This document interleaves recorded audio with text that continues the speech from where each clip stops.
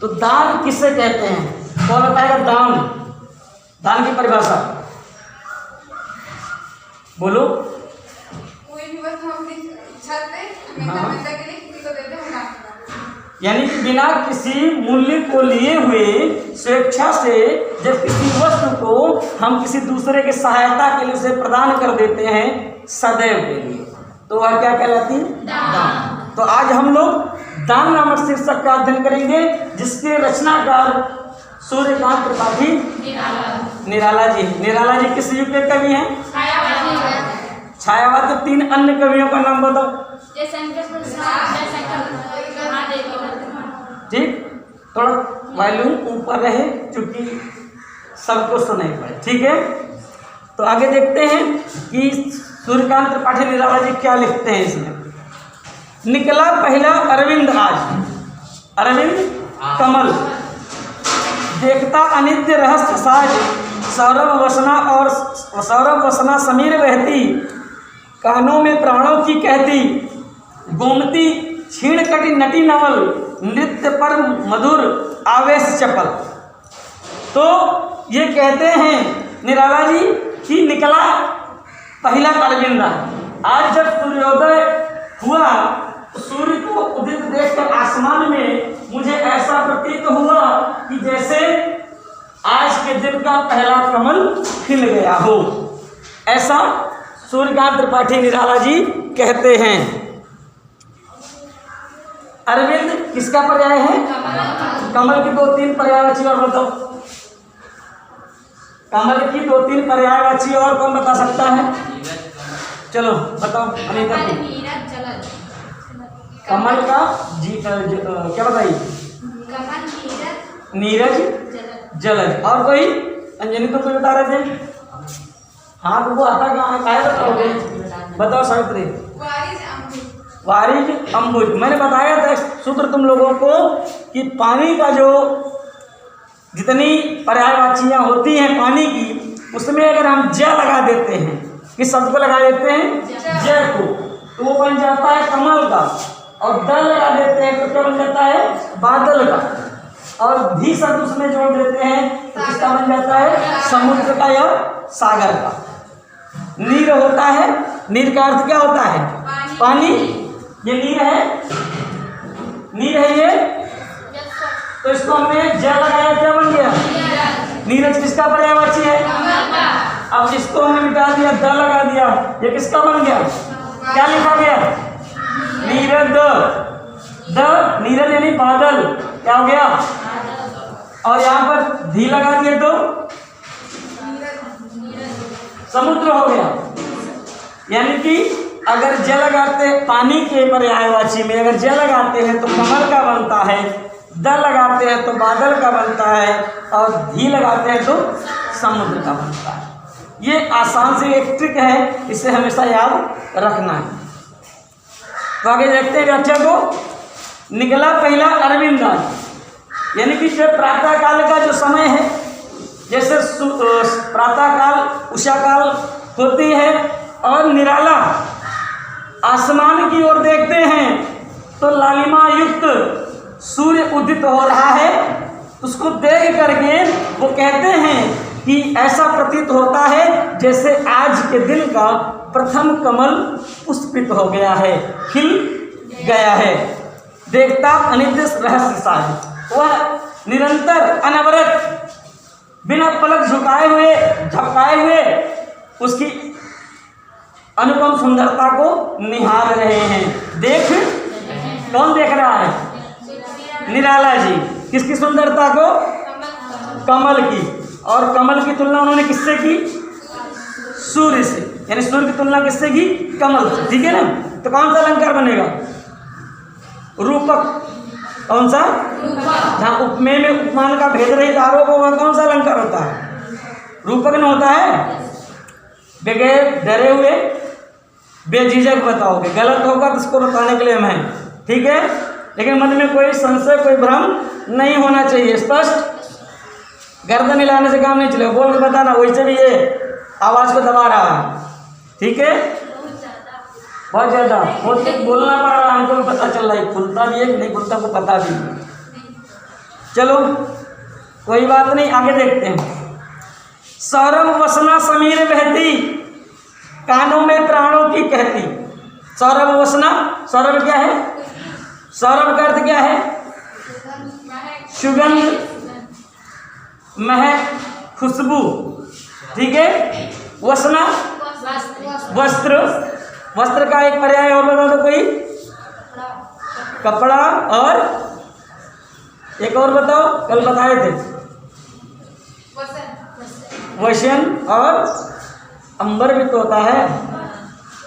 चलो, कानों में प्राणों, सौरभ वसना समीर बहती, यानी कि जो सुगंधित पवन है वह हमारे वस्त्र को स्पर्श करते हुए, या कह लो कि जो पवन है वो सुगंधित वस्त्रों को धारण करते हुए हमारे पास से गुजर रही है। कानों में प्राणों की कहती, कि सुगंधित वस्त्रों को धारण करते हुए ये जो पवन है, ये जो हवाएं हैं, जब हमारे कानों के पास से अर्थात हमारे शरीर के पास से गुजरती हैं तो कानों में प्राणों की कहती, तो हमारे कानों में जीवंतता का, गतिशीलता का संदेश देते हुए जाती है कि जीवन में कभी तुम्हें रुकना नहीं है, निरंतर चलते रहना है। जो रुक जाता है वह जीवन में जो ठहर गया वो अपनी मंजिल को कभी प्राप्त नहीं कर सकता है, और जो निरंतर चलता रहता है वह सफलता को अर्थात अपनी मंजिल को प्राप्त कर लेता है। गोमती छणकटी नटी नमल, ये भैया हम इसको निकाल रहे हैं, दर्द करने लगाइए, चलो बाद में लगाएंगे। गोमती छीण कटी नटी नवल, कटी का अर्थ क्या होता है? कमर, छीण कमजोर या पतली, या कमजोर मत कहो, पतली कहो, ठीक है। क्योंकि कमर से आशय है तो कमर कमजोर नहीं होती, पतली होती, कोई मोटी कोई पतली, ये कहा गया है भाई। तमाम फिल्मों में तमाम गाने आए हैं, है ना, तो उस तरीके से बताएगा तो समझ लेना। गोमती छीण कटी नटी नवल, नृत्य पर मधुर आवेश चपल। नृत्य डांस करना, नृत्य करना वो हो गया नृत्य। गोमती क्षण कटी नटी नवल, नटी का अर्थ नृत्यांगना या कलाकार, कर्तव्य दिखाने वाली नटी। नवल नहीं, कि जैसे गोमती उस प्रकार से बह रही है। गोमती कभी मोटी धारा के रूप में, कभी पतली अर्थात सकरी धारा के रूप में यूं करके बह रही है, जैसे एक नृत्यांगना, पतले कमर वाली एक नृत्यांगना बड़े ही आवेश में, स्फूर्ति या जोश के साथ नृत्य प्रदर्शन कर रही है। कि जैसे एक नाचने वाली नर्तकी जो है बड़े स्फूर्ति और उमंग के साथ या जोश के साथ वो नृत्य कर रही है अपनी कमर को हिलाते हुए, उसी प्रकार से गोमती नदी कभी सकरी कभी चौड़ी होकर के निरंतर आगे बहती चली जा रही। स्पष्ट हुआ? कि जैसे भाई डांस को देखा होगा तमाम फिल्मों में, अब कोई भक्त तो यहाँ बैठा नहीं है, गाने तमाम देखते हो, फिल्म तमाम देखते हो कि भाई कैसे कमर को मूवमेंट दिया जाता, तो जैसे वो कमर को मूवमेंट दे रही है नर्तकी, वैसे ही गोमती नदी की तुलना किससे की गई? नर्तकी की कमर से। ठीक है, कि जैसे नर्तकी अपने कमर को हिलाती है, वैसे गोमती नदी अपनी धारा को हिलाते हुए आगे बढ़ी चली जा रही है। यानी कि कहने का आशय कवि का ये है कि कहीं उसकी धारा मोटी हो गई, प्रसार फैल गई है, कहीं सकरी अर्थात पतली हो गई है, जिसको नहर कह लेते हो, कहीं आगे जाकर विस्तृत रूप में वो नदी बन जाती है। तुम्हारे बगल में कौन सी नदी बहती है? टेढ़ी। क्यों टेढ़ी है? अरे नदी कोई सीधी नहीं होती, सब टेढ़ी ही होती है। कोई सीधी बहती है क्या नदी? भाई कितने भी तुम लकीरें बांध दो, कितने बांध दो, लेकिन वो नदी तुम्हारे उस बांध को तोड़ के बह जाएगी, क्योंकि वो स्वच्छंद रहना पसंद करती है, किसी बंधन में बंधना नहीं है। आगे पढ़ोगे नदी को कक्षा 10 में, तब पता चलेगा नदी कैसी होती है। मैं प्रातः, आगे कहते हैं, मैं प्रातः पर्यटनार्थ चला। पर्यटनार्थ घूमने के लिए, भ्रमण करने के लिए, विचरण करने के लिए। प्रातः यानी सूर्योदय के समय जो लोग क्या कहते हैं अंग्रेजी में, उसको अंग्रेजी में क्या कहते हैं? सुबह घूमने, मॉर्निंग वॉक। Morning walk. एक दिन मैं भी गया था, पता चला उसी दिन पैर खराब हो गया, यूं पट्टा बंध गया, ऐसे तैसे में जाए मॉर्निंग वॉक। टंकी निकलने तो कोई फर्क नहीं पड़ता, कुछ तो दिखेगा विकास हो रहा है, सरकार नहीं कर रही तो हम ही कर लेते हैं, क्या बुरा है। तो ये कहते मैं प्रातः पर्यटनार्थ चला, तो निराला जी कहते हैं कि मैं सुबह मतलब सूर्योदय के समय घूमने के लिए निकल पड़ा। समझ में आ रहा है नए वालों? नानी आ रही समझ में कुछ कहानी? अच्छा, बाद में पूछेंगे भी अभी। मैं प्रातः पर्यटनार्थ चला, यानी कि प्रातः काल जैसे होता है, ये सूर्योदय का समय हुआ तो मैं घूमने के लिए घर से निकल पड़ा। लौटा आ पुल पर खड़ा हुआ, और जब मैं घूम करके वापस आया और पुल पर खड़ा हो गया, कभी देखा होगा घूमते हुए लोगों को, कुछ देर घूम कर आते तो किसी विशेष जगह पर खड़े होकर के कुछ गप छड़ाके की बात करते हैं या कुछ एक्सरसाइज वगैरह करते रहते हैं, देखा होगा। आजकल तो ये ट्रेंड हो गया है, गाँव में भी लोग मॉर्निंग वॉक पर जाने लगे हैं। पहले शहर वाले जाते थे, अब गांव वाले शहर वाले जाते थे कुत्ते लेकर के, कुत्ते बिल्ली पॉपी डॉगी जो भी है उसको लेकर के। गांव वाले तो वैसे ही चल देते हैं घूमने के लिए, ज़्यादा खुश हुए तो कोई काटे पालतू जो उसको साथ में लेंगे, चलो वो रस्सी ही लेकर जाते हो, फिर इंसान दौड़ाते हुए जाते। तो ये ट्रेंड हो गया है। तो निराला जी लखनऊ के वर्णन कर रहे हैं, लखनऊ एक सिटी है, हमारे राज्य की राजधानी है, तो वहाँ रह रहे तो कहते हैं कि मैं घूमने के लिए निकला और घूम कर जब मैं वापस पुल पर आकर खड़ा हुआ तो क्या हुआ आगे देखो। सोचा विश्व का नियम निश्चल, यानी वहाँ का जो दृश्य वो देखते हैं उस पुल पर खड़े होकर के जब अगल बगल देखते हैं तो विचार करते हैं। क्या विचार करते हैं?